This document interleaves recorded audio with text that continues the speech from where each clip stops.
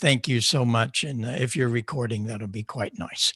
Well, I call this the science of audio, but we get into all other kinds of things here today, with antennas and how to set up different radios and things like that. But first, we're going to talk a little bit about how I got here. What gives me the right to talk about this stuff? Where did I learn it? I was 10 years old. I started playing the accordion. I think everybody was issued an accordion in the 50s and did pretty good at it. And my parents bought me a Hammond organ. I mean, they were not wealthy people, but they spent a lot of thousands to buy a B3 for me. And so away we went. I taught myself how to do that. I taught myself by listening to George Wright and Jesse Crawford and all kinds of theater organ albums. I still have them. There's those big round plastic things that you put on a table. And I learned quickly, and I got a job at the age of 14 playing in a restaurant on the weekends, making a lot of money as a kid. 2 years later, I was tapped by Stan Can, who was the organist at the Fox in St. Louis, to be a substitute organist there. But that's really not what he needed. Yes, the substitute part was good, but that organ hadn't been played in 20 years. And the situation there was the thing had over 4,000 pipes from 1 inch to 32 foot. They had to be tuned, which was no problem, octave-wise, and voiced. There is where it came into being for me. We had to make sure that each pipe next to the next pipe next to the next had all the same texture. If they were all going to be muffled, they all had to be muffled. But we didn't want that. We wanted some articulation in them. But I was able to learn how to listen. Hearing is a physical process. Yeah, we all hear. But listening is a mental process. You have to really dive into what you're listening to and find all of the harmonics. And that was what taught little Bobby Heil how to listen. Well, that same year, I became a ham. One of my high school chums got a ham radio license. I thought, oh, that'd be kind of fun. My first station, which we bought at Walter Ash in St. Louis, Mom and Dad took me over there. I was only 15. And that's my first station. That Harvey Wells was very important to me.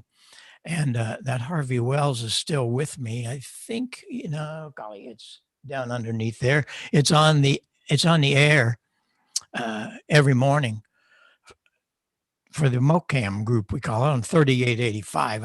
I still am an AM nut. I just love AM. But the situation was that I became a ham, yes, but I was a technician for 17 years. Why? Because the bands were open 24/7. If you weren't around in those days, then you think I'm kidding. Nope. It was like 75 meters. I'd come home from playing the theater organ. I'd get home maybe 11, 12 o'clock at night. And the bands were just crazy.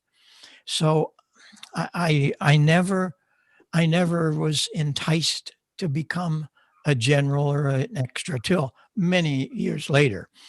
But for the first 12 years, I just absolutely went nuts for VHF.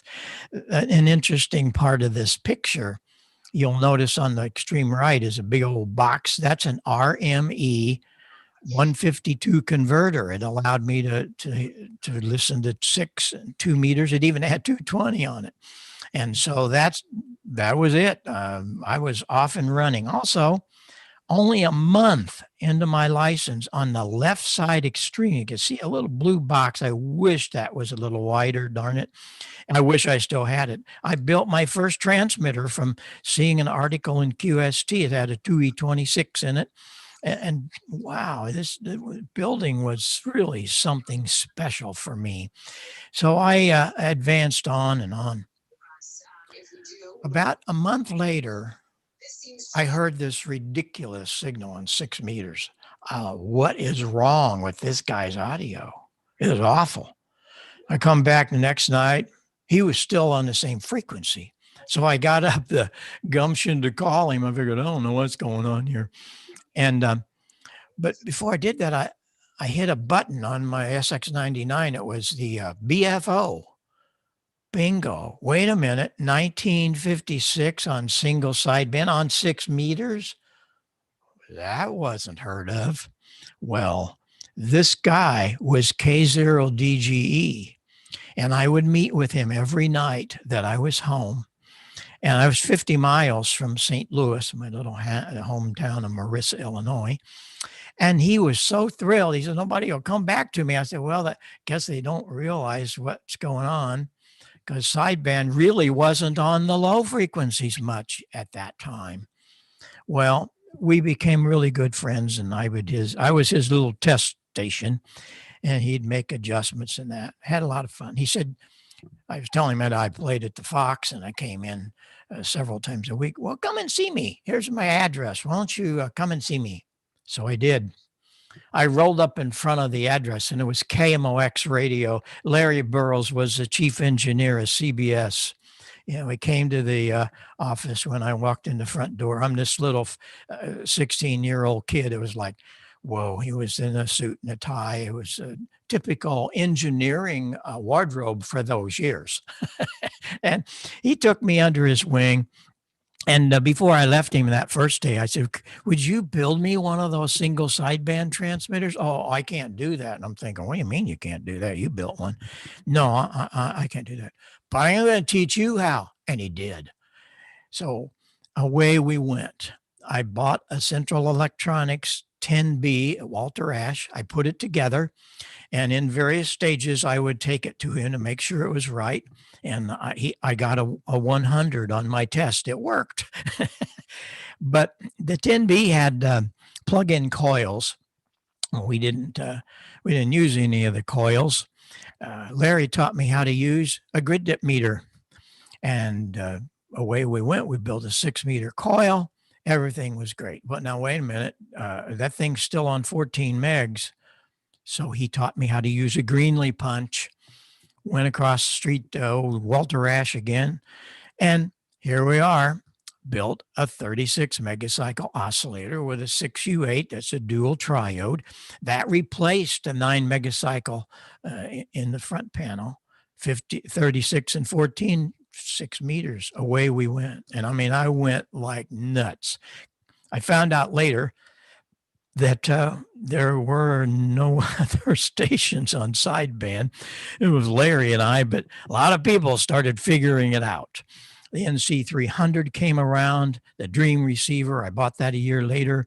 I put together a Heathkit Seneca. I took an ARC 5 over there in the right, a transmitter for a B29, and made a VFO out of it. Wes Shum had all kinds of articles about that. I was just going crazy. The white box was a Gonset Linear.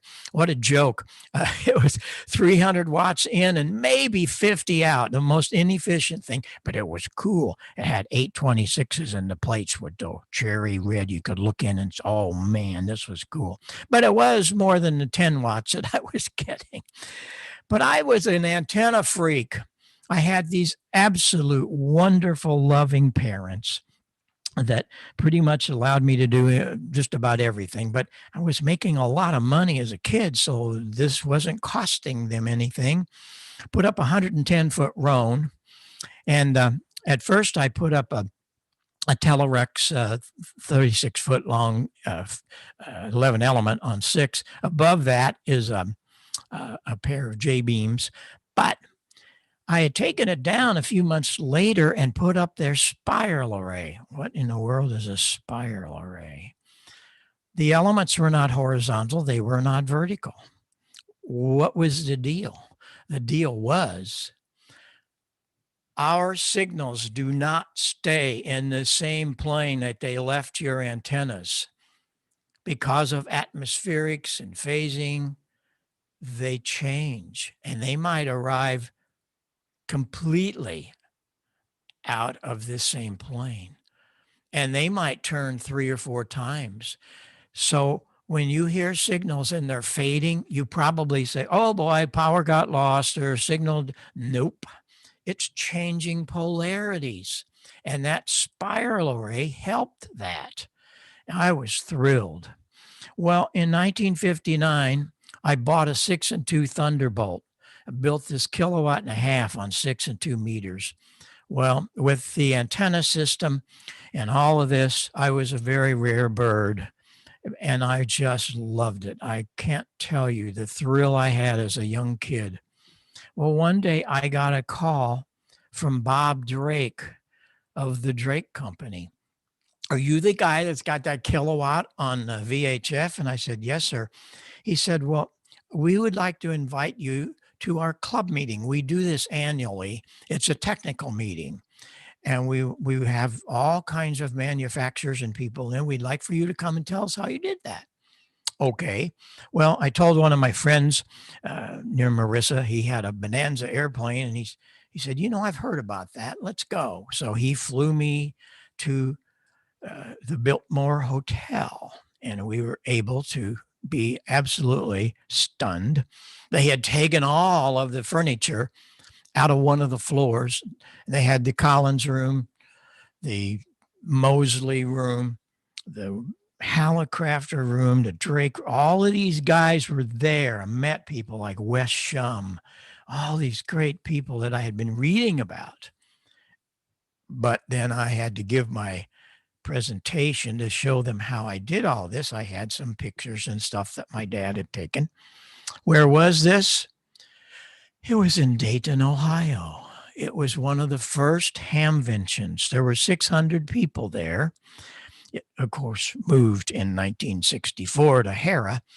But while I was there meeting all kinds of people, because they were all wanting to talk to me about how I did this, I was really sad that Larry couldn't be there, but CBS wouldn't let him off.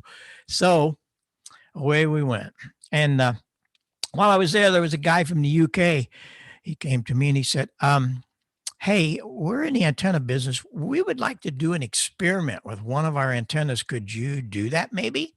Absolutely. They sent me 128 elements on 2 meters. We had a spare lot beside our house, and I put up they were a 50-foot roan, and then I used a 50-foot roan for the boom. But the Motorola dealer next town south of Marissa, he helped me, K9SGD, to put it all together and figure it out. I also had another guy who was a contractor, K9EBA. He had cranes and lifts and all kinds of stuff, and I was just one mesmerized kid. Well, the system really, really played. I got to tell you, it really played. And Dayton, Ohio meant an awful lot to my life at that particular meeting. System grew like crazy. But in 1961, you'll notice that little panel down there on the left, it says SB62. I built one of the first band switching transferters. So I got a 20A, you'll see in the rack, and we took 20 meters out of that and put it to the SB62, and we could switch from 6 to 2 meters. We had a 1.5 kilowatts on those 2 bands. Larry Burroughs had taken a 75A1 and restored it and actually modified it. It was a wonderful receiver. One of the panels above, I built a new Vista converter so we could get that thing listening on 6. Amazing stuff. I was then hired in 1962 by CQ magazine. VHF sideband was so rare, we had our own column, our own bunch of serious VHFers. AM was, it was there, of course, but here come these creeps that took the carrier out. But we had all kinds of experimenters. It was a wonderful place to go. We had our own magazine. VHF had its own magazine, all kinds of articles. A picture is a 6-meter transfer I had built, and went through the plans of how to build it. It was only 3 tubes and about a dozen resistors, no big deal. And so I was moving on big time. But at the time, I got a job at the Holiday Inn in St. Louis playing the organ in a 4-star restaurant. Well, I built a pipe organ that we built for the restaurant. It was a wonderful 4-star. It was a great restaurant. Well, we had people from all over the country come to spend the weekend at the Holiday Inn. It was the largest one in the chain, 600 rooms on one floor. And I played there 6 nights a week, 4 and 5 hours a night. I built the pipe organ at Wix Pipe Organ, which was not far from Marissa. What you see with the piano and all of the instruments, the piano and all those instruments, I used solenoids from a pinball machine, and they all operated from the keyboard, just like the Wurlitzers did with air. And the pipes were something special. They were in glass so you could see them. It was quite a spectacle in the organ world for a good 5 or 6 years. But I got tired of playing. I'd been playing every night for about 12 years. And I said, I'm going to do something different. So my hometown of Marissa, Illinois, I opened a little music shop. I got a Hammond organ franchise. I knew very little about what was going on in the world of music, actually, other than theater organ. My dad and mom had a shoe store down the street in Marissa. That's him in the door down there. I didn't know that when I took the picture till years later. I got to look at it. My goodness, that's him in the white shirt waving. But EO music became quite something. But at the time, it was just selling organs. I was a Zenith TV dealer. Everything was moving along. I don't know that you can see it, but way down the street there's a Zephyr station, and gas was 31 cents a gallon. I just thought I'd throw that in. Sold a lot of Hammond organs. They were very popular for homes. People would buy them, and they'd have organ meetings on the weekends and all kinds of stuff. I played a lot of Hammond organ meetings around the country. But the bands were discovering that there was this guy with a soldering iron. And the story is that a kid came to me one day and he said, "You fix things here?" And I said, "Yes, sir. What's up?" He threw this box on the counter. It was a guitar amp. I had never seen a guitar amp. I hardly knew who the Beatles were. That is true. I was a theater organ nut just as much as I was a ham radio nut, and still am. And so he threw this up on the counter. What's wrong? I don't know, just quit. I figured, he probably tried to make it go to 12 and it only went to 10. Well, I looked inside and there's a pair of 6L6s and a 5U4. That's what that Harvey Wells had. I knew that circuit well. About 15 minutes later, I had him going, because you don't ever throw anything away. Hams do not throw anything away. And I had some tubes and I had some screen resistors. Had to have screen resistors because it blew them. Of course it did. But in doing all of this, I was renting Hammond organs to the Kiel Auditorium in St. Louis and other little venues around. There was a 19,000 seat venue. They had two little columns in that time, just two little columns hung on the wall. Well, that thing was built in 1930 or so. And the PA was terrible. It was just awful. So I started thinking about things. And one day I get a call from George Bales, the stage manager of the Fox. He was still there. He used to push the button to bring the console up and down when I played all those years there. He said, "Hey, we're throwing out the old sound system. Got some big speakers. You want them?" Yeah. So I rented a truck. I went up. You'll see two of my roadies standing on top of those two big. They were Olsen bins. Harry Olsen was a very famous engineer for RCA. And they built these systems for the theaters. I built all the white fronts. You see, those were mid-range. And we had a fiberglass shop guy there in town, and I built fiberglass horns and so on. So I was really going crazy building systems. And some of the people that would come to Kiel were a lot of country stars in the beginning. They'd come up in busloads. And everybody was very, very happy about having a decent sound system. I didn't know no one else was doing this, but I was having fun.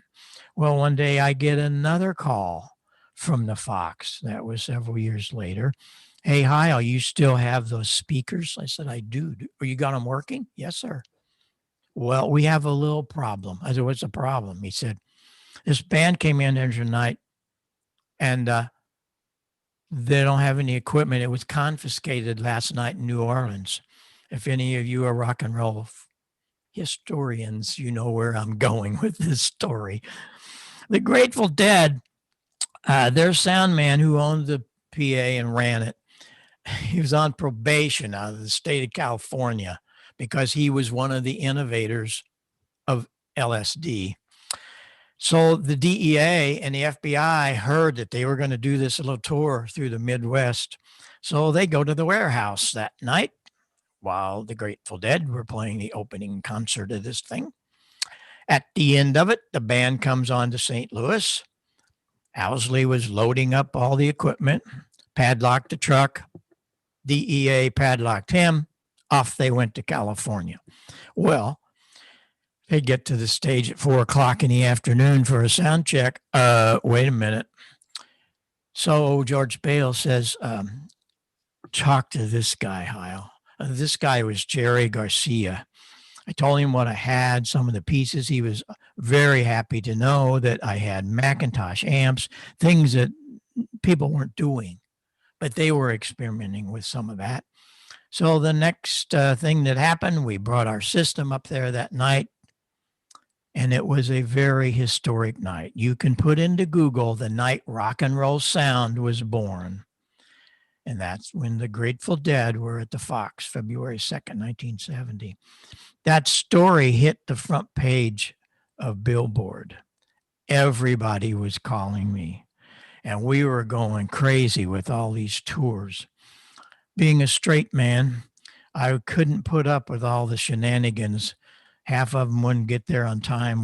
They'd have Volkswagen vans and pickup trucks and throwing their gear in. And I said, So I was the first guy to do a tour bus. I bought an old Greyhound bus. We could sleep 11 people in there. So that cut down on the hotel expenses. And I leased a 40-foot semi, and we could put everybody in there. We could put, not everybody, but their stuff, the lighting, the sound, the guitar amps, everything went there. It was spectacular because we were the first guys to do it. I didn't know that.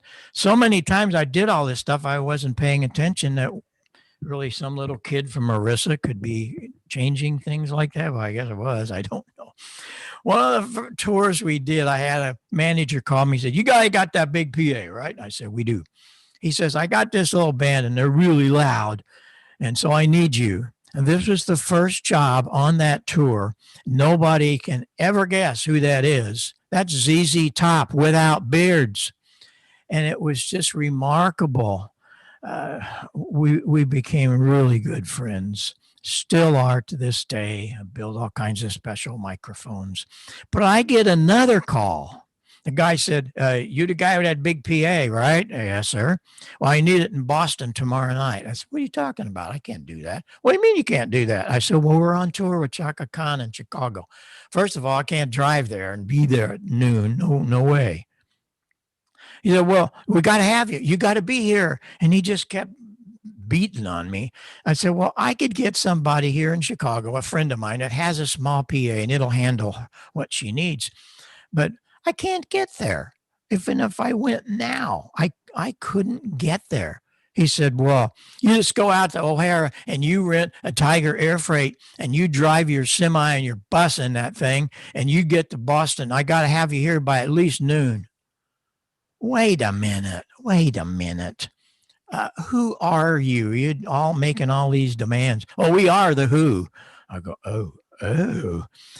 So this started a really fantastic beginning of a great friendship because I was the guy with the soldering iron. Pete Townsend always used to say about me, because you're looking at a guy that has never tasted beer. I have never smoked anything, nothing.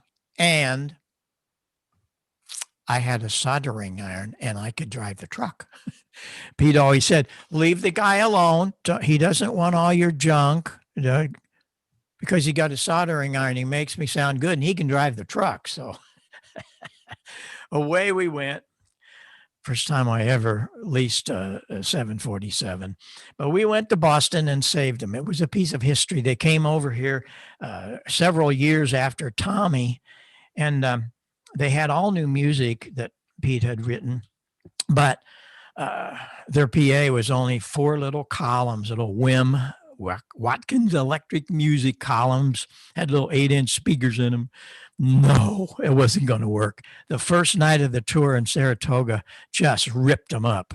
So what are you going to do?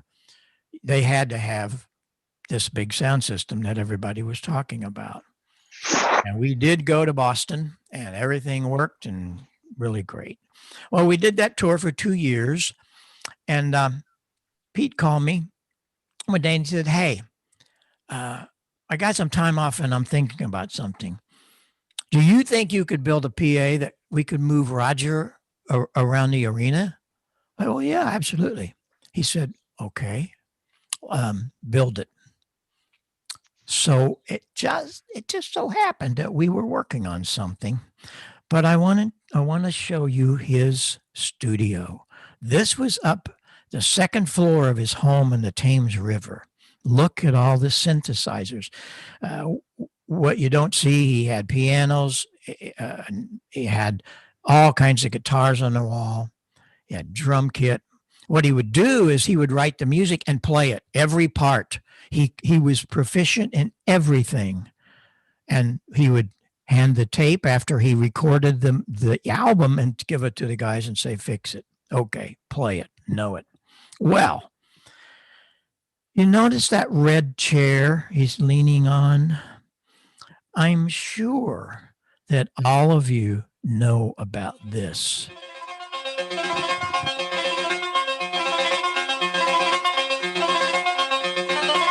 That's the beginning of Baba O'Reilly, which was their signature song.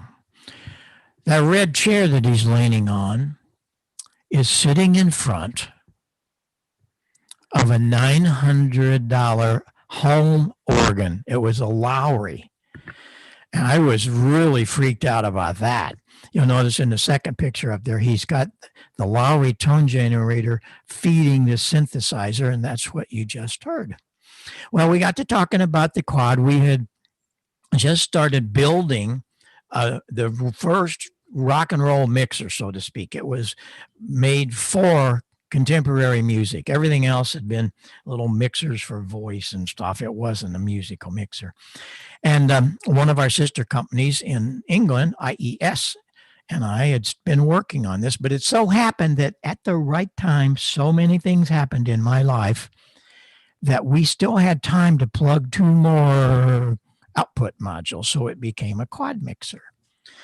And away we went. So we did do Quadrophenia. I'm sure you know, if you're into rock at all, you know about Keith Moon. He really should have been committed. The guy was crazy, but he was the best drummer in the world. Oh my gosh, this guy was good. But he was crazy one night, and it happened to be the opening night of Quadrophenia at the Cow Palace in San Francisco. I always stood right behind Townsend's amplifiers because if anything went wrong, I wanted to know about it.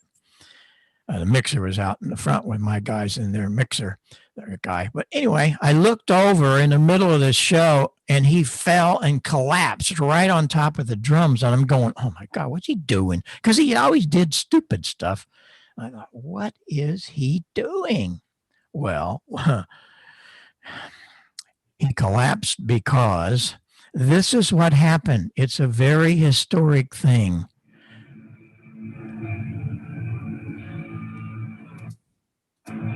We had to pick him up.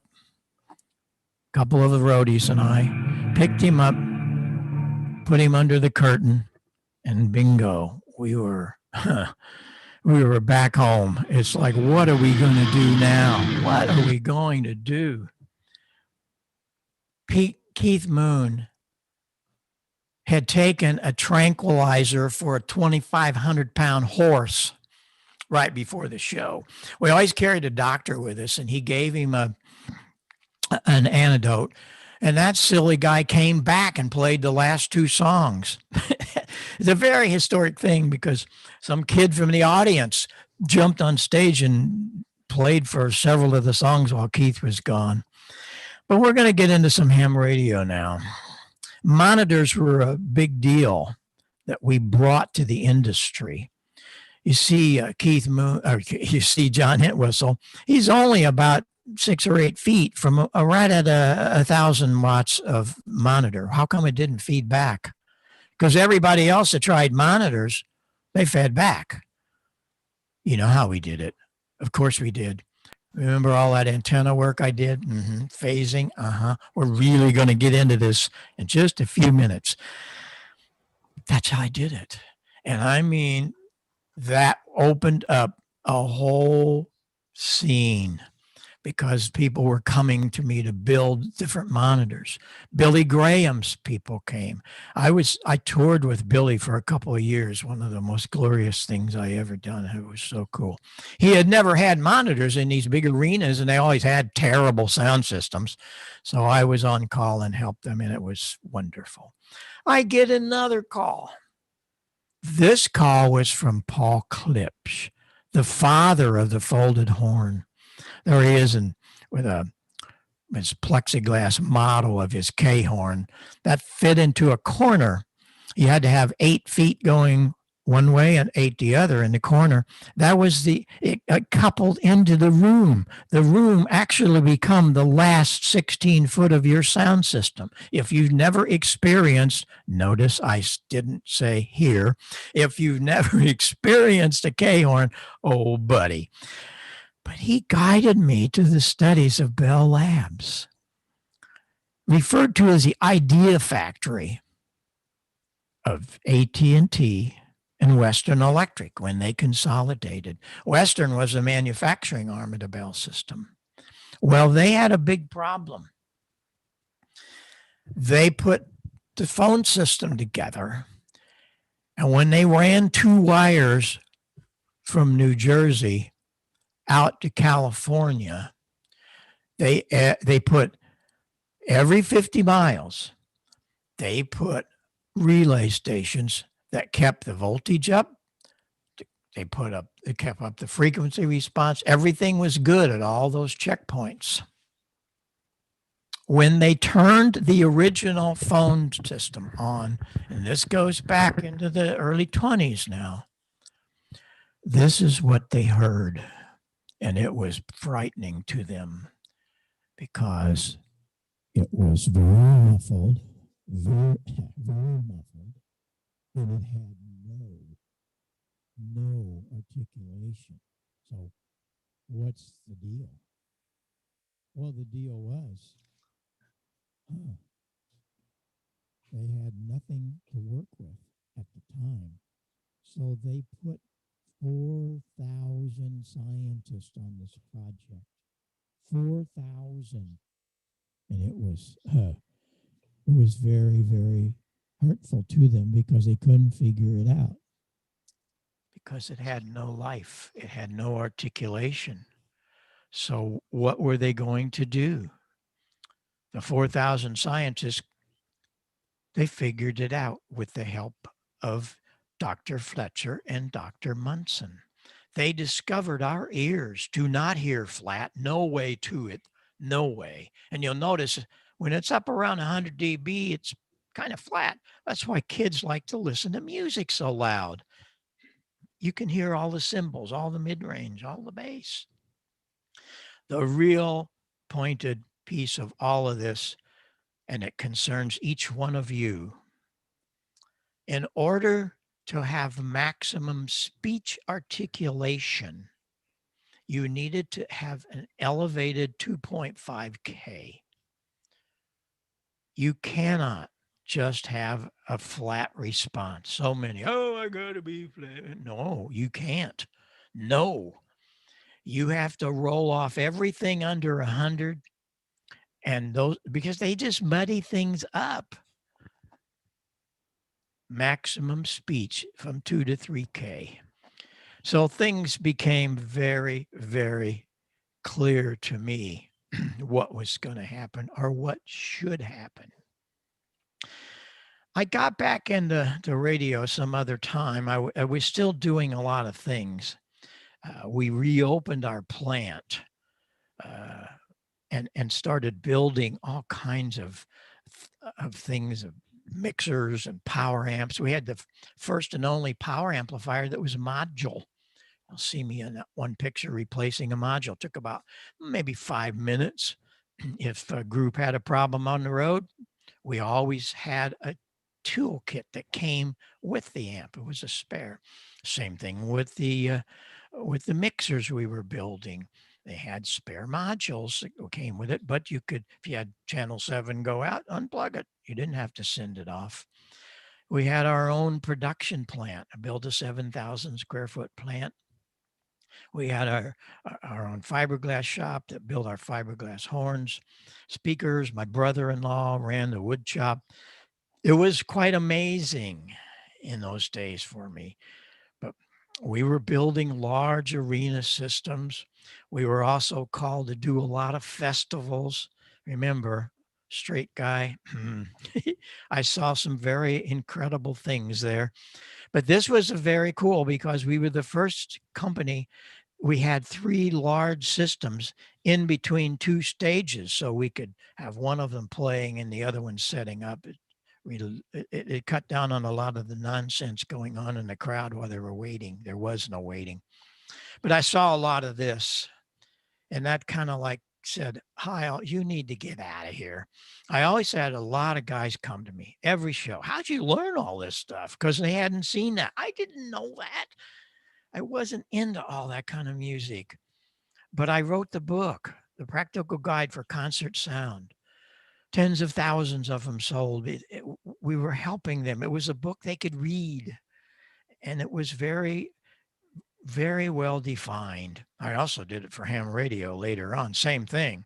I was so much against, and I still am. All these handbooks, you got to be a third degree engineer to try to understand them. So I wrote the book. If you don't have one of these, you need to get it, even if you've been a ham for 50 or 60 years like me. It's got a lot of cool stuff. I didn't write it. I compiled it. Stuff in there that's 70, 80 years old, stuff that's 5 or 10 years old, but stuff that we need to know. But I was still going crazy, building a lot of things. And it was fun for me to do that. That big speaker that you see, that was a woofer out of the Patrician. The Patrician was an Electro Voice hi-fi speaker, and it had a 30-inch woofer in it. Well, I built a speaker cabinet, and I would rent it to bass players, Jimi Hendrix, Aerosmith, you name it. They wanted to rent this thing because it again had a lot of publicity about it. But you'll notice it was well defined that it was Ye Olde Music Shop. It was one of the greatest marketing things I had ever done. And all of this kind of craziness. One of the tours I did was the beginning tour of the James Gang. 1968, I think it was, right in there, 9. And along the way, we discovered that Joe Walsh and I, he was the lead dude with that 3-piece band. We were hams. Boy, what a friendship that started, and it's still going. But he said, hey, I am in trouble. I got a new band and I need you to help. I need your help to put it together. Okay, that's not a problem. But he said, I went to Nashville to record the one of the songs, and Bill and Dottie West, they were very, very cool country artists. They were good friends with Joe. And they did Rocky Mountain Way in that studio. Well, while he was setting up for it, Pete Drake, the steel guitarist, had a little box and had a little 3-inch speaker in it, a little bitty hose. He'd put that in his mouth and it sounded like this steel guitar was playing. Well, that's a good idea. However, for the album, it was fine. But what are we going to do, Heil? We got to do it live, loud. So 2 hams got together at the Heil Sound plant one day, and guess what? We came up with something that worked. took a 250-watt driver, had my fiberglass guys build me some kind of a case for it. What you see on the right there is the current, with the current talk box, thousands and thousands still being built. That's in a little steel box. But Joe said, we got to do this. So away we went, built a low pass and a high pass and got that all set up. No big deal. The next thing we know, Rocky Mountain.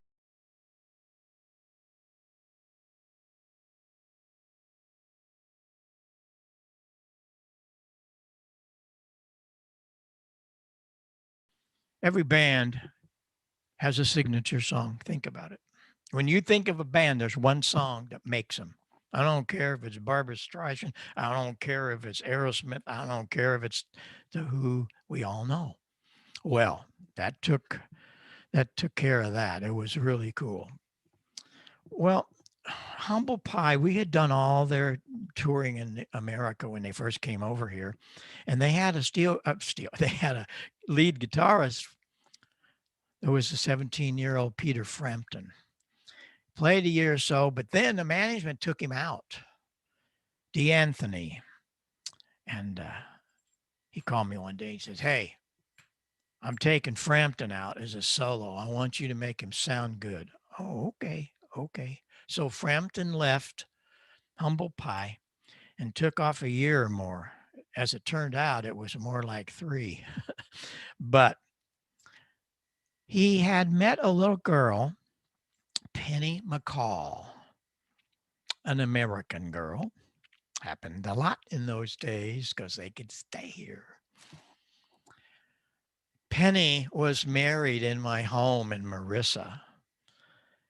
And so after that, it would have been about, I think about 8 or 10 months.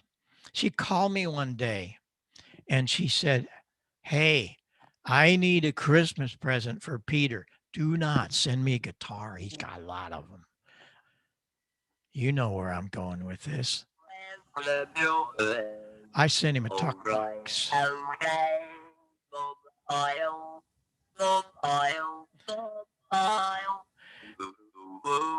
Peter Frampton was the only guy that I know of that could make it talk. He spent a year learning how to use it.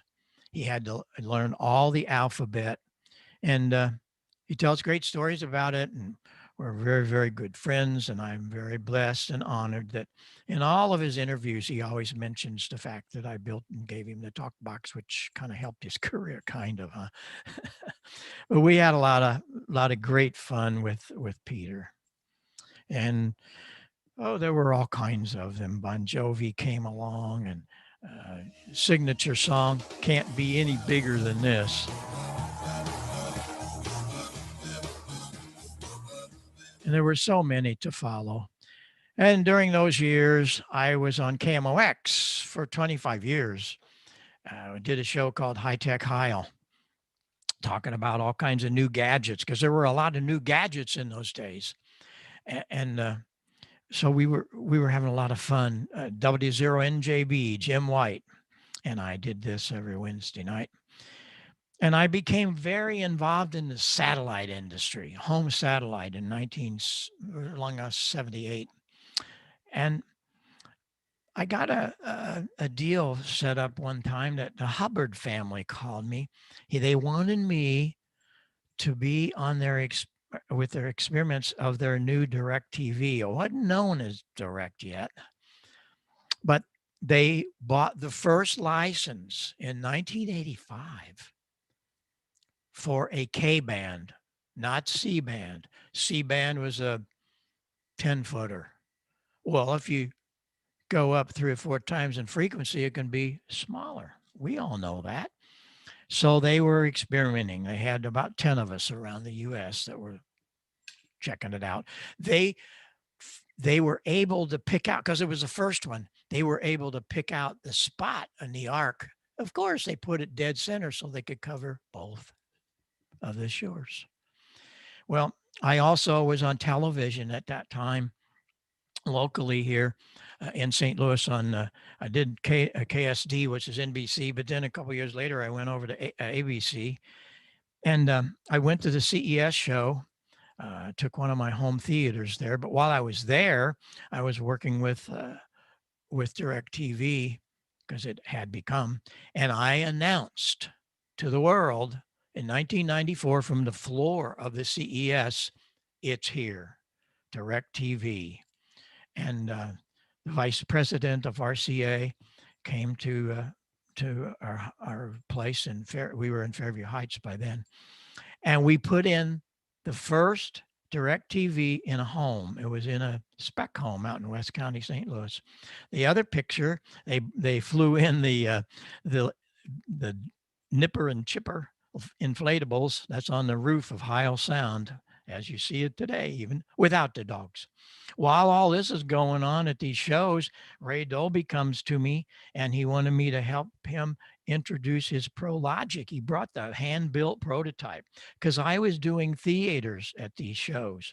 We actually built theaters, motorized curtains, real theater seats, big stuff. This one was $300,000. It was high definition. In 1986, this was amazing stuff. I got really involved in home theater.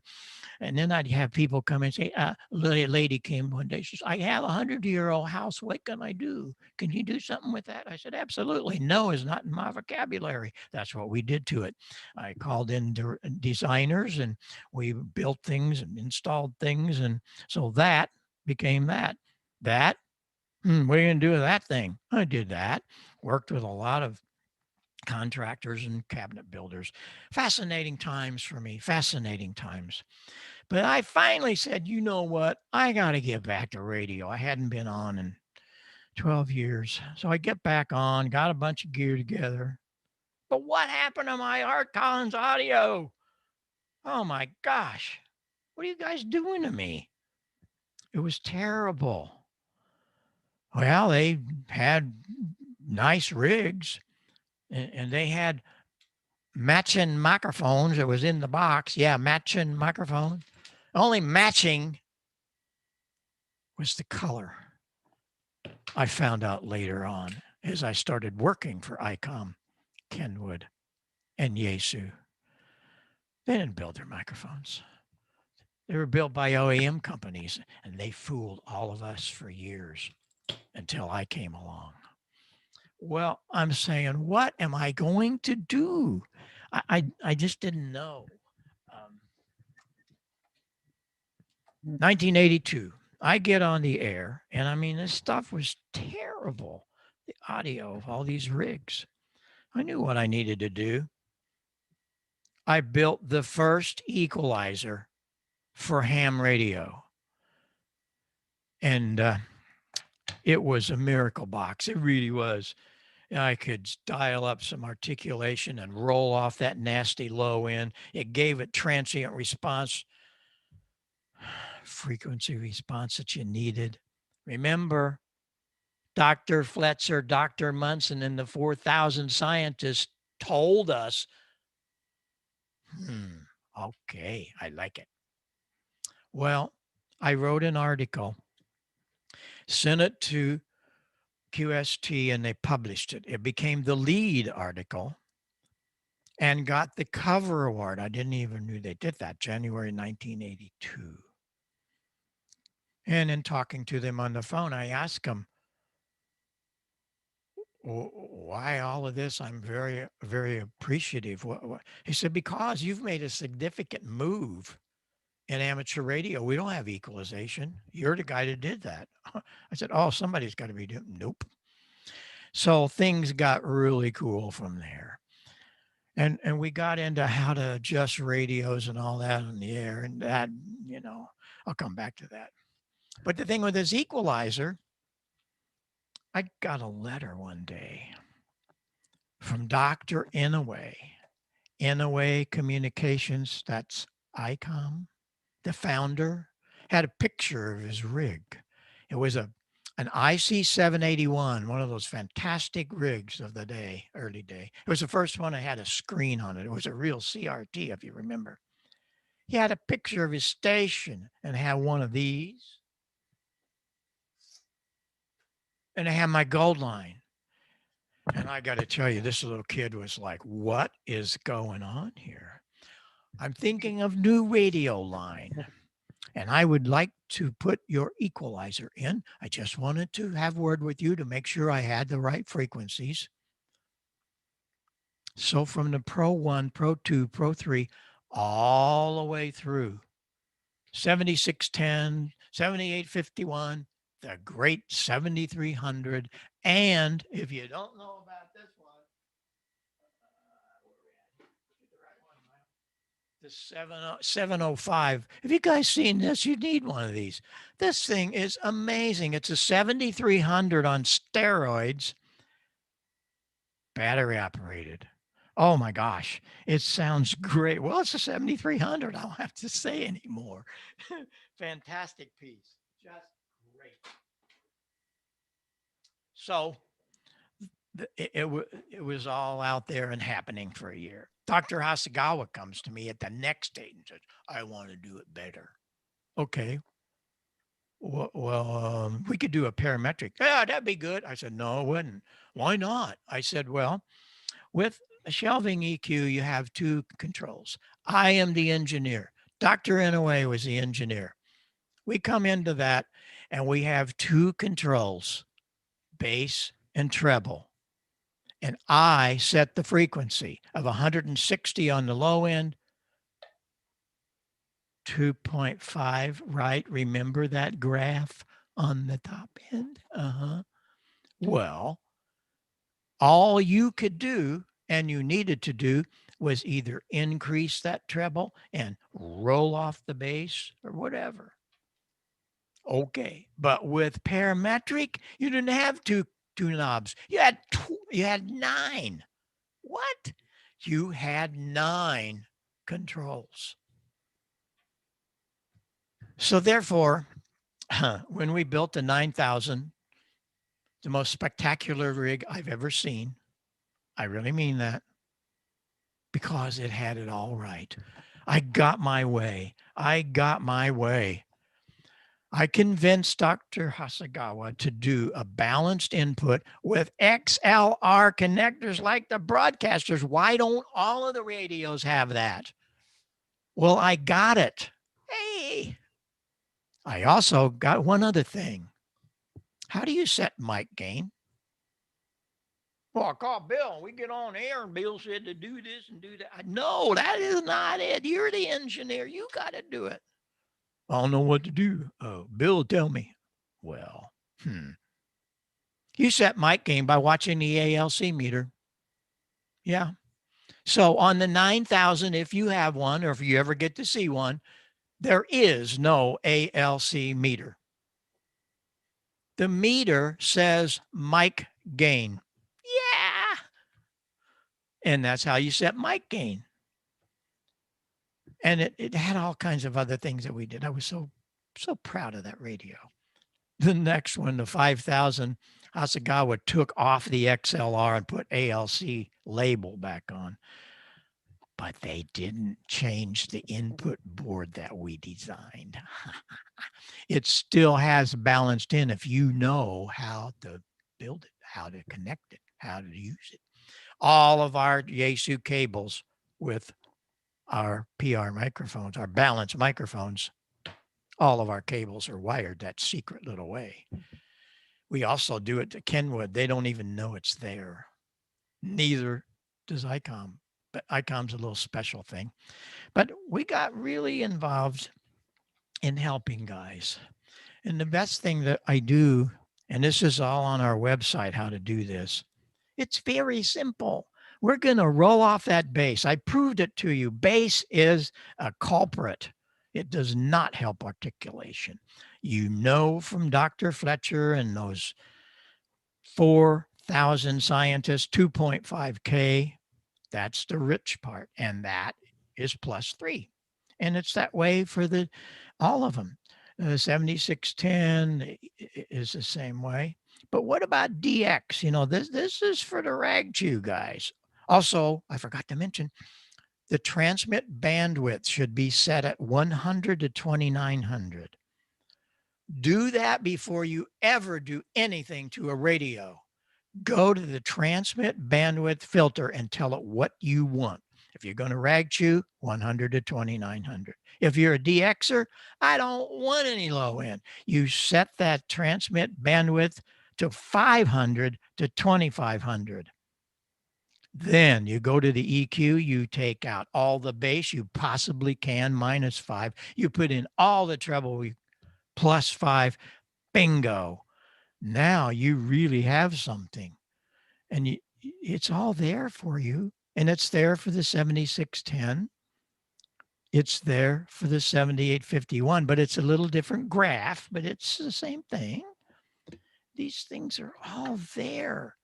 And I never understood why the manufacturers didn't do something about it. Well, what are we going to do about that yaesu and those 9 buttons? And it really makes me sad that people, I hear them on the air, and once in a while I'll talk to a guy and, yeah, I'm in the default mode. I'm not done playing. I don't need no equalizer. Nah, I don't need it. Bill said it sound fine. Okay, yeah, right, sure. It's very simple, everybody. I mean, very simple. There are 9 controls, but forget that. There are 3 filters. They're all alike, all 3 of them. So let's pick out one filter. We're going to do the first one. Those filters are frequency, bandwidth of that audio, not to be confused with transmit bandwidth, and plus or minus. It's simple. What's difficult for everybody is to figure out what frequencies. And here they are. You're going to set the low frequency around 200 hertz. No problem. Dial it up. The second thing in the equation is going to be bandwidth. I usually do it at 2 octaves. You can do 1, 2, 3 octaves. Just do 2 octaves. That means how wide is the audio, not the transmit. This is bandwidth of that audio filter. And we're going to set it at 2 octaves, okay? The third one, aha, plus or minus. We're going to minus that low end a little bit. That was pretty simple. That's one filter. Let's do the second one. There's something about 900 cycles. I don't know what it is. Everything. Our ears. We have this boxy sound, as I call it. Do that to your ears. You hear that kind of boxy sound? It happens at about 1,000 cycles or so. So, second filter, we're going to set it at 900. We're going to set it at 2 octave bandwidth of the audio. And we're going to notch it just a little. Now, you don't have to do a whole lot, but 3 or 4 dB. Here comes the biggie. The third filter, 2.5K. I hope that the many times I mentioned that today, you'll really do something about it. 2.5 is the golden goose. 2.5. Second one's going to go to 3 or 2 bandwidth. Bandwidth doesn't really hurt. I like to do the bandwidth a little wider maybe. And the third control, +8. Notch it up there. Yeah. So now we have completed all of our 9 buttons. That wasn't hard, was it? Now, when you go to each of the yaesus, I'm sorry, this picture's not real clear. Down the left side are assignment numbers, 101, 102, 103, 104, so on, up to 109. Well, they're different in every radio. I think that's where people get really confused. This is exactly the same thing on the 9000 as it is in the new 101. But the assignment numbers are different. So don't pay attention to those. You just go to that screen that you're seeing here, or just go to the individual filters. There's 3 of them. Adjust the frequency, you adjust the level, and you adjust the width. Go to the next one, frequency, level, width. Go to the last one, frequency, level, width. It's very simple. So those are, it's really so simple. But I don't know. People, they don't like to read this stuff. They rather see it done. And that's why so many of these hundreds of things I'm doing this year are helping a lot of people. I know, because I'm getting the emails, I'm getting phone calls, meeting them on the air. Yes, I'm on the air every day. The other thing we got to worry about is if you don't know where they are, don't read the manual. That doesn't help you. It's not very good about the parametric. Go to our website. We got 50, 60 pages under the support heading. All things Icom, all things yaesu, all things Kenwood, all things Elecraft. It's all there for you. And so you want to do that. And that brings up the next problem that we have.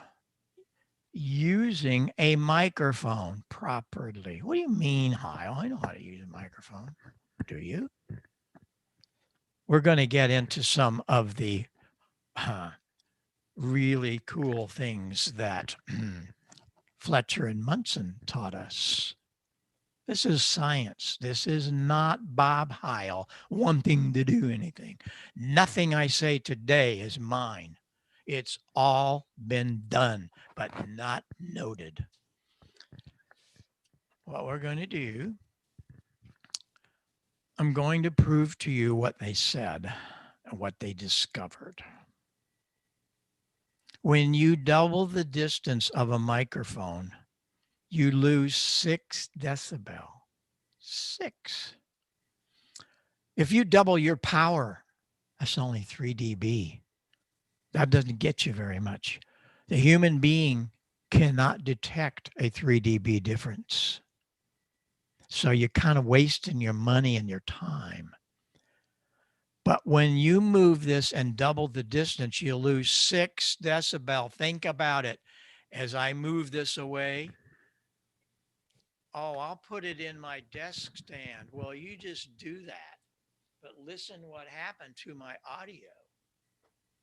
Just listen. Well, Heil, you're a fool. You just turn up that gain. Okay, I will. But listen what it did to my audio. It makes me sound like I'm in a barrel. I hear so much of this today, and I just hope and pray I can get to them somehow. And we bring it back up. My transient response is now restored. My frequency response is very bright because it comes back up in that mid-range very well. The dynamic range is really improved. Pay attention. Never let a microphone be more than 2 inches from your mouth. Never. That's why I brought booms to this industry. I was the first company to do that in 1981. You want to do that. Yes, I build desk stands. I built very cool desk stands, but make sure that you get it close to you. I even have a desk. It's a really cool thing called the PR10. I love the PR10. Why? It's a desk stand with a little 2-foot boom on it. So now we can have a microphone and bring it where we need it. And the desk stand's really cool. It lights up when you hit the push talk switch. If you can't have fun, don't do this stuff. PR10, this is an amazing balanced line microphone. And I just am fearful that a lot of guys don't understand because they've never heard this or proved it. I love doing these because I prove what I tell you. And I learn all of this from the Fletcher Munson and all the studies. But now, speaking into a microphone, you have a little thing that we call plosives.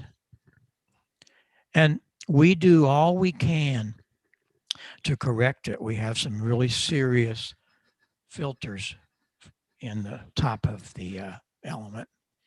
But everybody has a different take on this thing. As you speak, the human mouth brings that out in air and it drives the diaphragm down. Well, when the diaphragm goes down, it hits the voice coil. So the P's and the B's get a little accentuated, but not too bad here because we have a lot in here. But if you have a microphone, it's got what we call P-pops, you want to put a filter over it, but not filters you buy at Walmart or online. You want to make sure it's acoustically transparent. I hear a lot of guys, oh, take that stupid muff off. It's muffling you. If it's acoustically transparent, it makes no difference. Ours are all acoustically transparent. And so these are all things that you need to know and to try to make your signal better. So we just on and on and on. There's so much. We're building so many different things today for all kinds of artists. We have a custom shop that does beautiful things to microphones. So many of the artists, Carrie Underwood and Stash, and Keith Urban, all these people, even the television show, Last Man Standing, doing the microphone stuff for that, we convinced him to be a ham, and he did. But here's a biggie, Sirius Radio, Dumbthaler RE20s, which wasn't a good microphone when Alcon built it back in 1965. I could be a whole hour explaining all of that. And Sirius just bought 250 of them. Why did they do that? Does anybody know? Why did they do that? Well, here's why they did it. Joe Walsh, in 2006, we had a second home because we did a lot of things out there for the industry in the studios and working with Joe. He said, you got to build me a better microphone. Really? Why? Because the microphones, we got to hold it right here. We can't move around. So I want a microphone that has an omni pattern on the front and it doesn't change when you move around. Wow. Okay, I did that. I'm going to change microphones.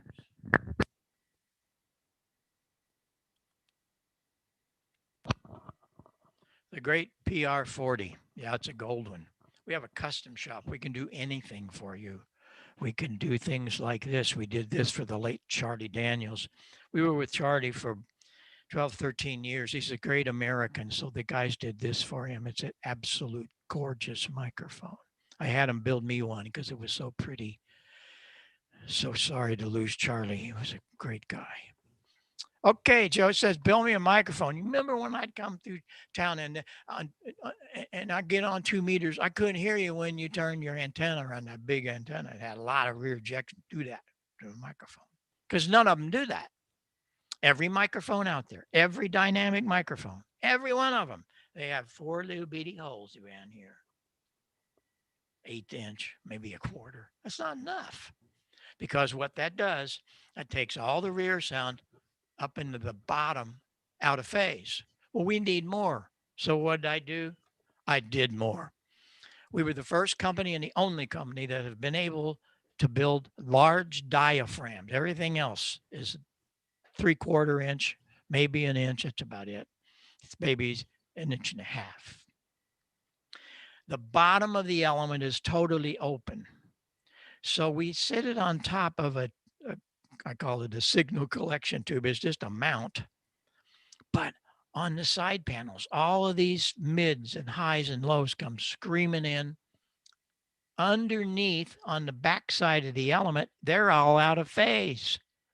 So we have this incredible thing of rear rejection. First of all, omni front, which is pretty amazing. You ready for this? Watch and listen. Remember what I said about listening? When I turn this around, it's going to be 40 down. Here it goes. Oh, it still works. Yes, it does, but it's 40 down. No other microphone will do that. And for gosh sakes, these ridiculous condensers don't. Condensers are a scourge to the earth.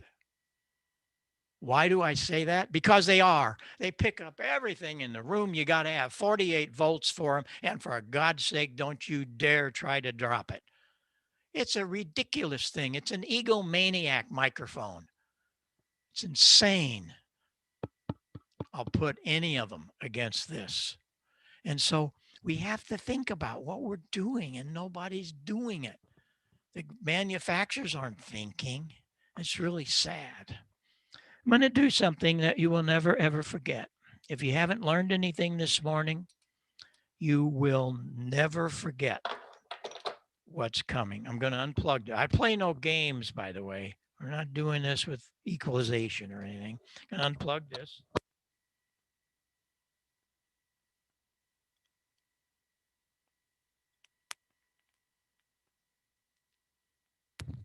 Okay.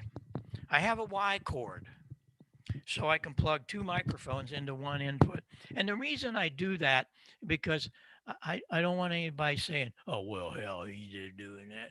He's just doing that with that mixer. No, I'm not. Here it is. These two are in phase. Remember, we talked about doubling your power? Well, check this out. There, I just doubled my power. It just went up 3 dB. Can you hear it? Nope. Nope. A human being cannot detect 3 dB. That's the science we learned from the 4,000 scientists. It's not why I'm here for this one. I'm going to unplug this microphone. I have a neat little plug I built. And this little plug is backwards. Pin 2 is hooked to 3. 3 is hooked to 2. Okay. Get this hooked up here. Come on. So, okay, Heil, big deal. They still work just fine. Yes, they do.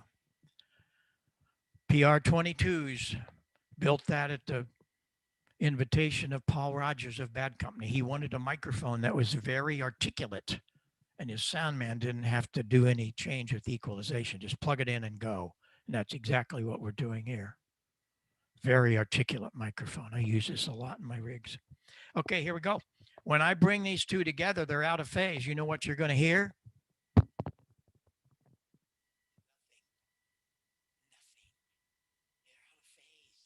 You can't hear them because they're out of phase. This one's when I talk into this one, what's it doing? It's going down. When I talk into this guy, what's happening? It's coming up. Put those two together. Goodbye. Let me unplug this.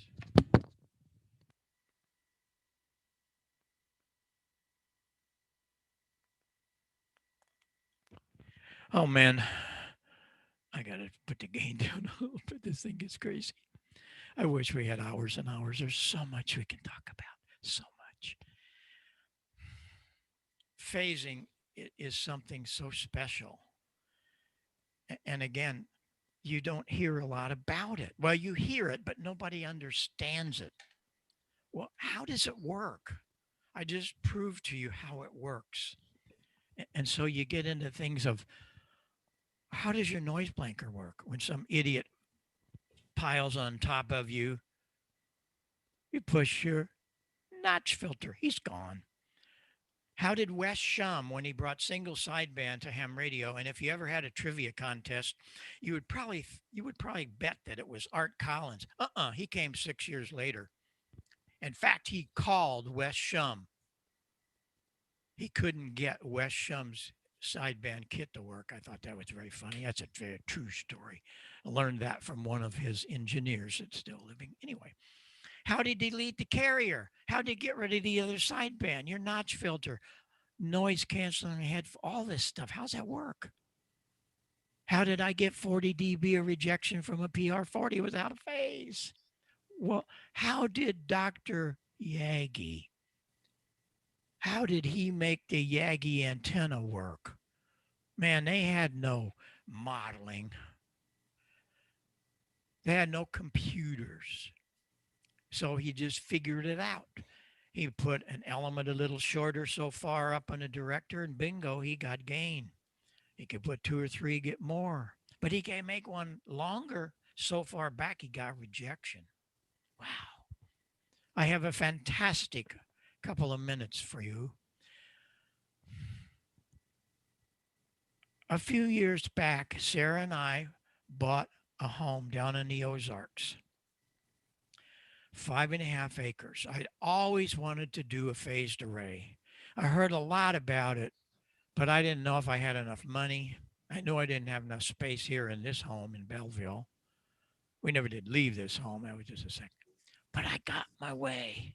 I put up a phased array. It cost me all of about $20. What are you talking about? All I needed was the phasing harness. What was that phasing harness? It was 43 feet of RG8. Big deal. Really? Here it is. You will never, ever forget this, I don't believe. Just completed the installation of a 75-meter phased array antenna system, consisting of a pair of coaxial dipoles mounted atop a pair of 55-foot telephone poles. We put them in an inverted V fashion, and the poles are 64 foot apart.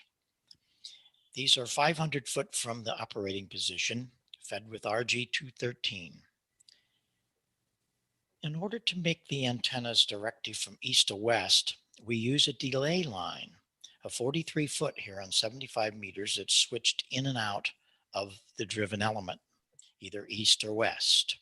The downlead length is 126 foot. We take all of that coax, the downlead length, the 43 foot phasing delay line, and mounted them in a container, one of the plastic container boxes that we actually buried. And just the top of it shows. It's all sealed, so it's waterproof. But that's the way we get to switch all the components from 500 foot using one of the Amatron RCS 8V remote switches. It really works well. Take a listen to how we can get at least 10 to 20 dB difference east to west. Like a lot of people do. Mine's usually 3 inches or so. That's just after you done mow it. And I know, probably, we get a dry day. I'm going to have to lay out there and mow. That's just all there is to it because, if you leave it that high, when it starts growing in it all, it gets looking ragged pretty quick. So it's to that point now, and the system really performs on weak signals. Take a listen as we switch to the direction they're coming from. Also note the preamplifier makes no difference on 75 meters on this signal. The preamp will, of course, make the meter read higher, but in many cases, the preamplifier does not cause the weak signal to be more readable. Check it out. Yeah, well, I see they introduced big display on it, and I don't know if that is their form of portable, or what that is. Your wire that hooked up to your computer, and then did you use your hand? I think that proves to you how important phasing is, and it's not a big deal. 2 dipoles, got to have them quarter waves. I went to the electric co-op there in Springfield. They gave me the poles. They have a lot of poles laying around because they were probably 100-foot poles at one time, and they had to cut them off, so they're laying around. Had a guy had a drill and came out, put it up, away we went. 65. I came down those poles, put a messenger line, and it's 33 foot above, 33 wide. One of the things I should do, I come back to a lot of clubs and just pick out a subject and go with it. You've heard all of the other things, which a lot of people want to hear some of the history. You heard just a piece of it, but it's kind of fun to visit some of that. But I come back and focus on one subject, and one of them is antennas. I got so much to tell. I did an experiment back in the 70s when I first got my advanced license. And wow. Hmm. We got to playing every night on 40 meters and 7240 with a group. Every night I had a different antenna. I had a reference antenna that was at 20 feet. Every night it would be different and different. I had a 33-foot height. Of course, it was tuned. I despise tuners. I want resonant antennas all the time. So I use coaxial dipoles and I get it. If I raise that up to 33 feet, whoa, it really got, you know, dB or two or three or four. But then, oh, I'm going to bring it up to 45 feet. It went down from the reference antenna. Oh, well, I take it to 50. It went down. And the magic happened when I put it at 66 feet on 40 meters. Bingo. Why? I ask each of you, why are we not hearing these things? It just frosts me because these are things that mean a lot and we don't hear about it. So those are things that I like to bring to you. One thing I do with the switching, I hate rotary knobs. I hate them for switches. So what I did, Ameritron, by the way, I love the relays. I know there are all kinds of DX Engineering's got some really nice relays, but I happen to have these and I liked them. So I got rid of it. I went to Antique Electronic Supply and bought Les Paul guitar switches. And they work so good. There are 35 relays in this system. You'll see the colored ones over on the right. That selects different radios.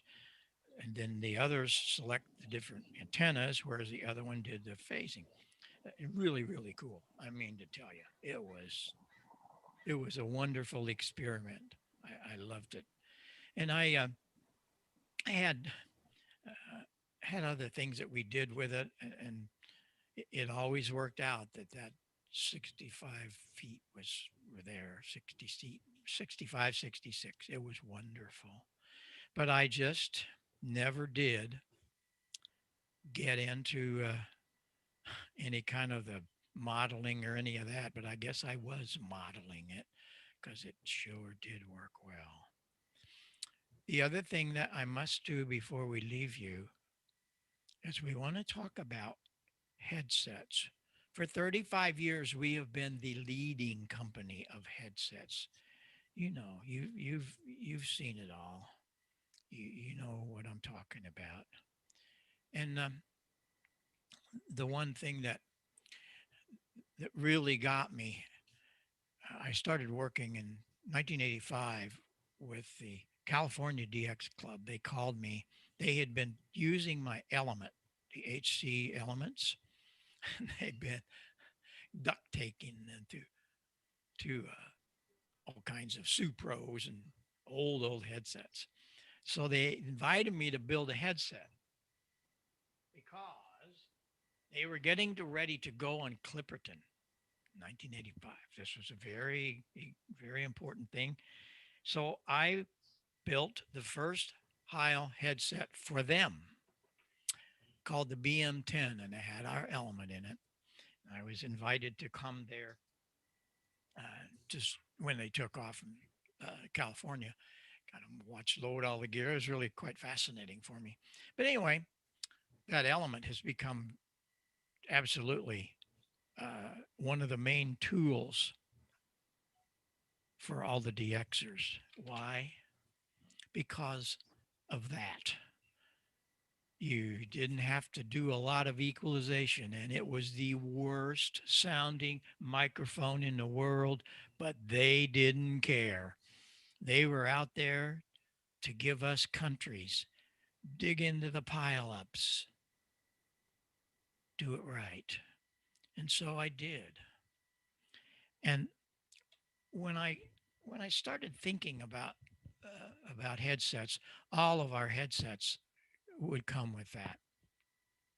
But a few years back, I started seeing some people trying to copy the David Clark, but it was a very poor copy. These were not audio people, they were race car or aircraft, whatever. We're talking about audio for ham radio and a lot of other things that I'd learned with doing things for the D Expeditions. So I came up with the Pro 7. The Pro 7 is extremely special. First of all, you can interchange the element. This happens to have the HC74 element. We have an Icom element and full range and all that. But it has some features that I wanted to do to answer many of you that you came to me with a request. Balance left to right. It also has a monitor jack. You don't need a Y cord. Your logger can plug into here or on field days. It's wonderful. And then comes the biggie. We're the only company in the past 15 years that has phase reversal. Why in the world do you need that on a headset, Heil? Again, back to the 4,000 scientists. You can move signals around in your head acoustically. You go into a pileup and you hear this little wiki guy back here. You reverse the phase of those speakers and that little guy comes up front. You can move all that around in your head. It's wonderful stuff. I learned a lot of that in my home theater days. Uh, I was called to go to Skywalker Ranch and teach some of the stuff that I was doing. And that was quite something. And there, I went into one of the sessions and they had this big orchestra all set up, microphones, two channels. And then they took Harrison Ford back in a little booth.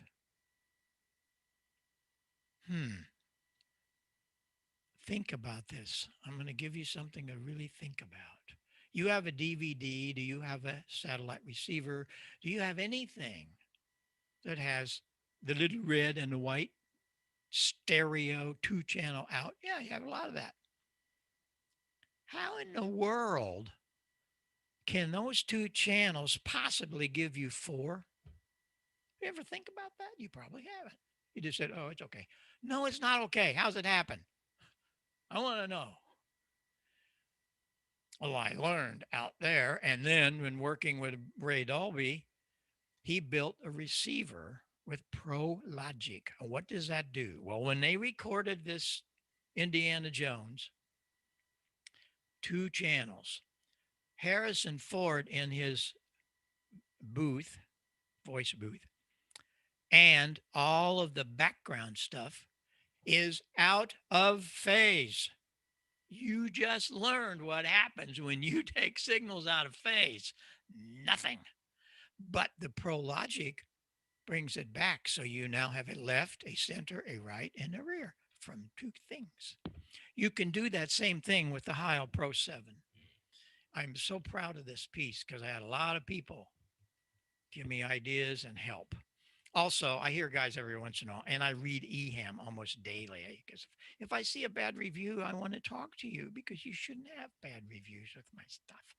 Everything we build has a steel band. So if you have something that's like I'll see a thing, oh, those Heil headsets, they just ruined my ear there. You didn't read the instructions, did you? You can adjust these for whatever you need pressure wise. So if you have a big wide head, or if you have a pinhead like me, you can't do that to other headsets. Are usually plastic.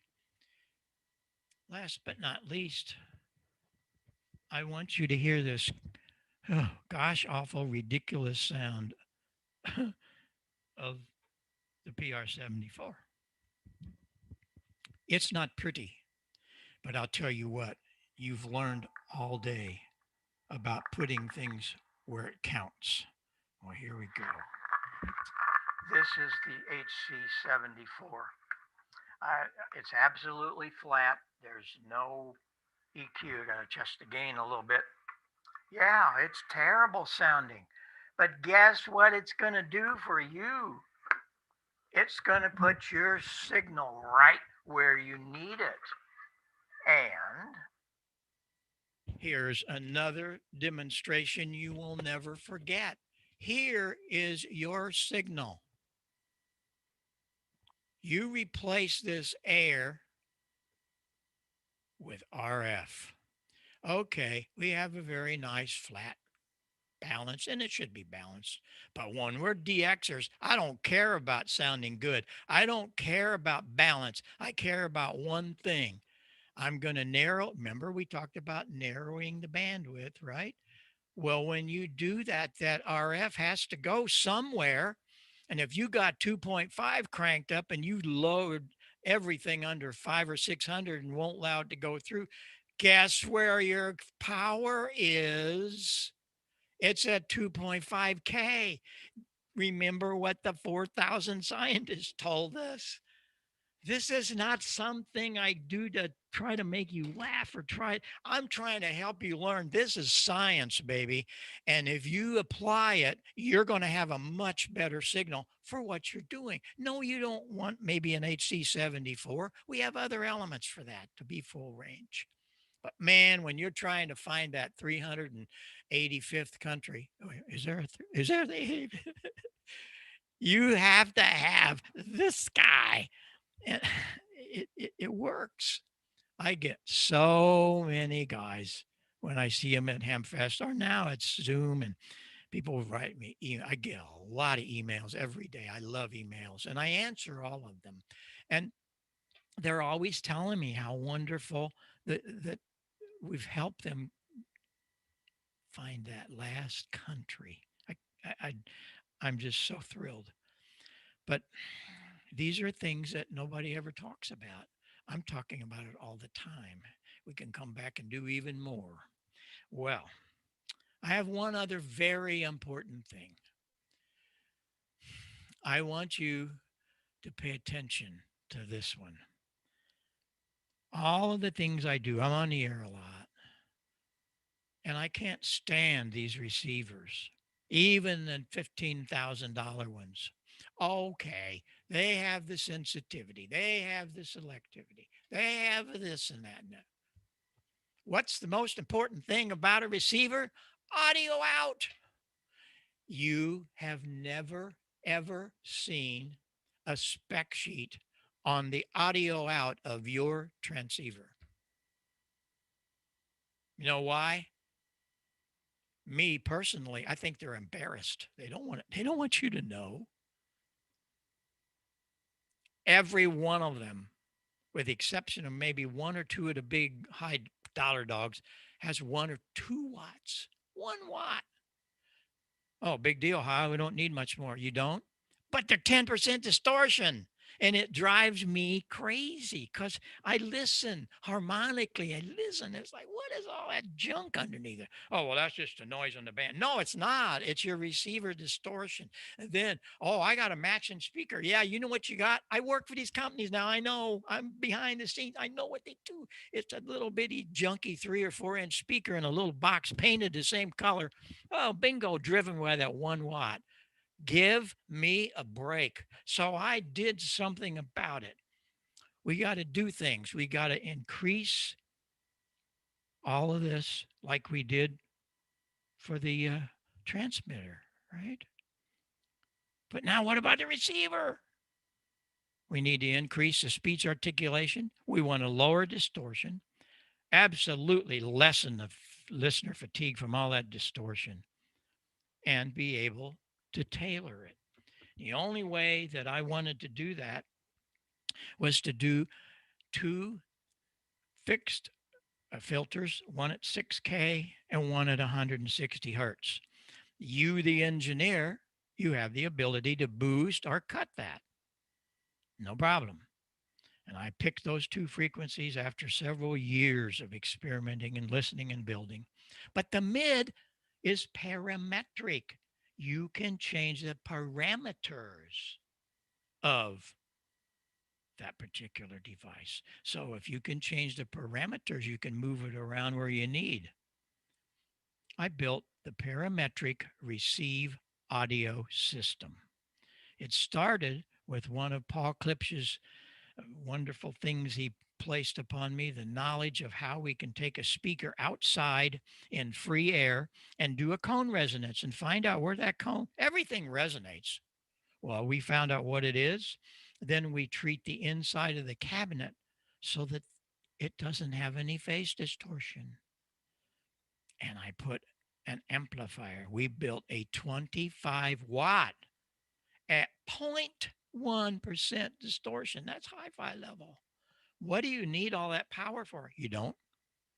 The only reason you need it is for headroom. It helps keep the distortion down because you're not using just that much of it. And so the miracle box became apparent. What I will do is I have a great demonstration for you. I did these. These are digital tapes that I did off air. This wonderful little box. We'll start with this. Has 2 headphone amps, separate amplifiers, very low distortion. So you can have a logger and an operator. That's not one of the most importance, perhaps, because I get lots and lots of comments.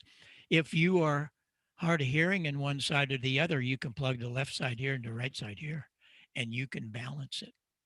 And for those with hearing aids, oh my gosh, this is a miracle box for them. This jack has its own level. It's a line out amp, a separate amplifier for recording. Take that and plug it into your computer. Beautiful, beautiful. Now I'm going to set all of this flat, just the way you hear it. And I'm going to plug that over here. Just by adding some 2.5 mid-range. Okay. We're going to start off. Sideband, but they're just not. It's not the The same as a rig sideband built, signal. just for No 2 meter articulation. sideband. Here it goes. The receivers will never compare. So it's kind of nice There's that the way you again, hear it. Icom technology. Here's They were nice another enough one. in my county, which Very, was the worst, very by the way, mushy. paid in the Very. area. They gave me 5 years seniority, but I was basically starting at the bottom. So Now we many go. times people who There's the spend way you hear it. 20 years in the Navy or whatever the military is and retire, people say, well, you got it The made. reverse of No, this you don't. comes up next is a D104, which is all highs. It was great for the AM days when we had tube transmitters and all that, which I still do, but I use an equalizer and a dynamic to get rid of it. It's all highs. I had gotten a lot of fun Let's the get other rid of night. them. I thought, well, I wonder if I can copy that at about 30 words a minute. And so I speeded up the tape, and sure enough, I can copy it. Here comes the biggie. Here's the way you hear this. Ready? Echo India 8 Bravo, Lima Bravo, PI He's in ATLB the calling soup about here. This is the way you for hear it. Sierra, No big deal. Germany. Hope I have it right. Very good day to you from Ireland. Name is William, Lima, India, Alpha Mike, over. Here's the way you hear it. CQ 20 meters. Echo India 8 Bravo, Lima Bravo, PI ATLB calling about. I don't think I have to say any more. We all need this. We're all getting older. We're all having some loss in the top end. Well, this solves that. And it solves it in a very interesting way. Just good old analog audio, because you're looking at a guy. I'm an analog dude in a digital world. Oh, golly. But truly amazing. Truly. And nothing's ever been done like it. Oh, there's some things that they talk about, but yeah, a little junky, who knows what Chinese powered speakers. They got like 2 watts and they're very distorted and junky speakers. These are all very high quality components. These are not just junk. They're not Chinese junk. That's all I can say. We're very proud of this I'm proud because it's helped so many. One of the other things here at last, I absolutely despise connectors because they're all 1960 CB connectors. What's the big deal, Heil? The big deal is that all of them look like this. They have rubber or they have heat shrink. After a little year or two of use, it's all pulled out. 26 gauge wire, little bitty ring. If you got a TS2000 or something with the connector recessed, you're in trouble. It's really awful. I said, okay, we're going to fix it. And I did. I went to Foster, the people that have the patent and build all those cheap little things. That band is about a half inch, real easy to connect. And the cable clamp, there's two of them, two different sizes. The little one is for push to talk line. So you can plug in your foot switch or hand switch. And then the other one meets our cable. And